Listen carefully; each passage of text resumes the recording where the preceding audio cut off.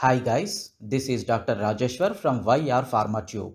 In the previous lesson, we learnt the energetics, significance, regulation and fate of citric acid cycle.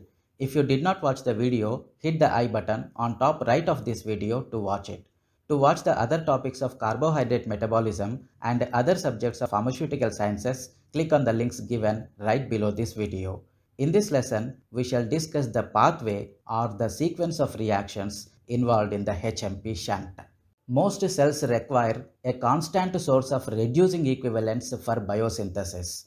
These reducing equivalents are found in NADPH, that is nicotinamide adenine dinucleotide phosphate, which is a molecule different from NADH, that is nicotinamide adenine dinucleotide, in the fact that the NADPH contains an additional phosphate group.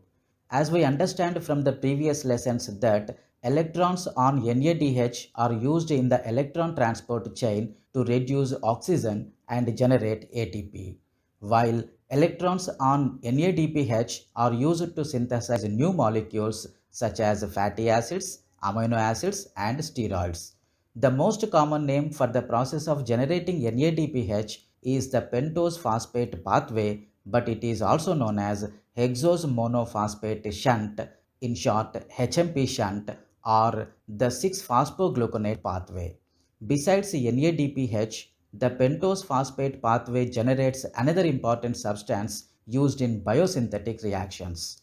Ribose 5-phosphate is used in nucleotide biosynthesis, and thus it is needed to make ATP, DNA, RNA, FAD, coenzyme A, NAD+, and NADP+. The HMP shunt has several names such as shunt pathway or hexose monophosphate shunt or pentose phosphate pathway or phosphogluconate pathway or Dickens-Horekar pathway. Instead of glucose going through the glycolytic pathway, it is shunted through this pathway, so it is known as the shunt pathway. In glycolysis, there are a few bisphosphate intermediates, but in this pathway, there are monophosphates only. Hence, this pathway is called hexose monophosphate pathway. Also, the pathway is called pentose phosphate pathway because the reactions of pathway involves the intermediate formation of pentose phosphates such as ribulose 5-phosphate, ribose 5-phosphate, and xylulose 5-phosphate.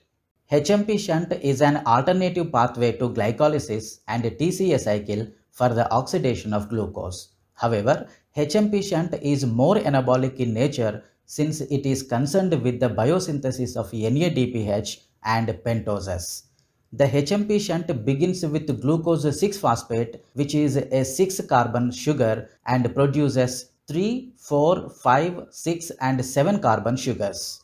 The pathway contains a total of 8 steps in which the first 2 successive oxidation reactions lead to the reduction of NADP plus to NADP and the release of carbon dioxide molecule. 5 subsequent non-oxidative steps produce a variety of carbohydrates, some of which may enter the glycolytic pathway. The enzymes of the HMP shunt are particularly abundant in the cytoplasm of the liver and adipose tissues and also present in erythrocytes, testes, and lactating mammary gland. These enzymes are largely absent in muscle, where glucose 6-phosphate is utilized primarily for energy production via glycolysis and the TCA cycle. The enzymes of the pathway are located in the cytosol, which is the site of fatty acid synthesis, a pathway which is heavily dependent on NADPH for reductive reactions. About 10% of glucose molecules per day are entering the HMP shunt. The liver and RBC metabolize about 30% of glucose by this pathway. The major purpose of this particular pathway is the generation of reduced NADPH and pentose phosphates for nucleotide synthesis. ATP is neither utilized nor produced by this pathway. Cells don't use the shunt pathway for energy production. Mechanistically, the HMP shunt may be seen as a bypass sequence beginning and ending of the glycolysis. Glucose 6-phosphate is at a metabolic crossroads. It is formed from glucose in the first step of glycolysis, Two red cell enzymes may then compete for glucose 6-phosphate as a substrate, phosphohexose isomerase in glycolysis, or the NADP plus linked glucose 6-phosphate dehydrogenase, which begins the HMP shunt, which is a key control point. The HMP shunt or pathway has two distinct phases. The first is the oxidative phase and involves irreversible reactions in which glucose 6-phosphate is oxidized with the generation of two molecules of NADPH and one molecule of pentose phosphate with the liberation of one molecule of carbon dioxide. And the second is the non-oxidative phase and involves the reversible reactions in which the pentose phosphates are converted to intermediates of glycolysis. The first reaction in the oxidative phase is the conversion of glucose 6-phosphate to 6-phosphogluconolactone. This is the first oxidation reaction of the HMP shunt and also in the oxidative phase of the pathway. Thus, the HMP shunt begins with the oxidation of glucose 6-phosphate, which is an intermediate of the glycolysis pathway.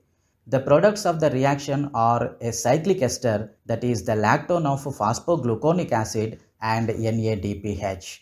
The reaction is catalyzed by a highly specific NADP plus dependent glucose 6-phosphate dehydrogenase enzyme, which converts glucose 6-phosphate to its internal lactone 6-phosphogluconolactone by linking carbons 1 and 5. Magnesium ions and calcium ions are also necessary for the reaction to proceed. One molecule of NADPH is generated by this oxidation reaction. Internal lactone of sugar is formed when hydroxyl group of C5 and carboxyl group of C1 interact with each other. Since the reaction is irreversible, this reaction can be considered as the rate limiting or the regulation step of the pathway. The second reaction is the conversion of 6-phosphogluconolactone to 6-phosphogluconate, or simply the hydrolysis of 6-phosphogluconolactone. The gluconolactone is hydrolytically unstable and readily undergoes a spontaneous ring opening hydrolysis, although an enzyme gluconolactonase or hydrolase accelerates this reaction.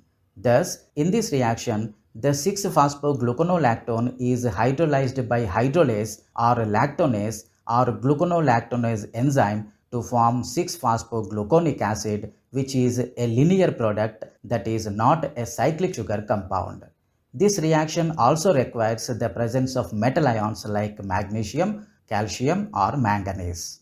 The third reaction is the generation of NADPH, which is the second oxidation reaction of the oxidative pathway or the HMP shunt. This reaction is an oxidative step coupled with decarboxylation, which means both oxidation and decarboxylation occurs in the sugars. Thus, there are two distinct steps in this reaction. The third carbon atom of the 6-phosphogluconate is oxidized initially by 6-phosphogluconate dehydrogenase enzyme in NADP plus dependent reaction to form 3-keto 6-phosphogluconate. In this reaction, a second molecule of NADPH is generated. In the subsequent step, the 3-keto 6-phosphogluconate, which is an intermediate compound, spontaneously undergoes decarboxylation to form ribulose 5-phosphate, which is a keto pentose. Magnesium ions are essential for decarboxylation process, and the carbon of carbon dioxide is derived from carboxylic acid group of gluconic acid. Net effect of oxidative phase on glucose 6-phosphate is expressed as glucose 6-phosphate plus 2 NADP plus water gives rise to the formation of ribulose 5-phosphate plus 2 NADPH plus 2 hydrogen ions plus 1 molecule of carbon dioxide. Depending on the cell needs, the pathway can end here in some cells. The resulting product ribulose 5-phosphate is the substrate for the non-oxidative reactions composing the rest of this pathway. The non-oxidative phase of the pathway begins with an isomerization reaction. In this reaction, one molecule of ribulose 5-phosphate interconverts to ribose 5-phosphate via an enediol intermediate by isomerization. This reaction is catalyzed by phosphopentose isomerase or ribose 5-phosphate ketoisomerase enzyme. The reaction and its mechanism are similar to that of phosphoglucoisomerase reaction of glycolysis, which interconverts glucose 6-phosphate and fructose 6-phosphate. The ribose 5-phosphate produced in this reaction is utilized in the biosynthesis of coenzymes, nucleotides, and nucleic acids. The net reaction for the first 4 steps of the HMP shunt is glucose 6-phosphate plus 2NADP plus water gives rise to the formation of ribose 5-phosphate plus 2NADPH plus 2 protons plus 1 molecule of carbon dioxide. Alternatively, in the fifth reaction, another molecule of ribulose 5-phosphate is epimerized at third carbon atom by phosphopentose epimerase or ribulose 5-phosphate 3-epimerase enzyme to form xylulose 5-phosphate, which is also a ketopentose. The sixth reaction is catalyzed by transketolase enzyme, which is a thiamine pyrophosphate dependent enzyme. The enzyme transketolase is also called glycoaldehyde transferase. This enzyme transfers 2 carbon unit with keto group, that is the first and second carbon atoms from xylulose 5-phosphate, which is known as glycoaldehyde, or 2 carbon ketol to ribose 5-phosphate by cleaving carbon-carbon bond between C2 and C3 of xylulose 5-phosphate. The remaining 3 carbon atoms of xylulose 5-phosphate is released as glyceraldehyde 3-phosphate. The transfer of ketol to anomeric carbon atom of the ribose 5-phosphate by the enzyme involves carbon-carbon bond formation. As a result, ribose 5-phosphate is converted to a 7-carbon sugar, that is pseudoheptulose 7-phosphate. It is to note that the transketolase enzyme will transfer the group from a donor ketose to an aldose acceptor. Magnesium ions are also required for this reaction. In thiamine deficiency, transketolase activity is decreased. Since no pathway can utilize a 7-carbon sugar, the 7th reaction of the pathway converts pseudoheptulose 7-phosphate to 4-carbon sugar, that is erythrose 4-phosphate. This reaction is catalyzed by trans-aldolase enzyme, which is also called as a dihydroxyacetone transferase enzyme. This enzyme removes the first 3 carbon atoms, that is dihydroxyacetone moiety of pseudoheptulose 7-phosphate, and transfers to 3 carbon glyceraldehyde 3-phosphate, that is aldolase, which is formed in 5th reaction. As a result, erythrose 4-phosphate is formed from remaining 4 carbons of pseudoheptulose 7-phosphate, and 6-carbon fructose 6-phosphate is formed from glyceraldehyde 3-phosphate.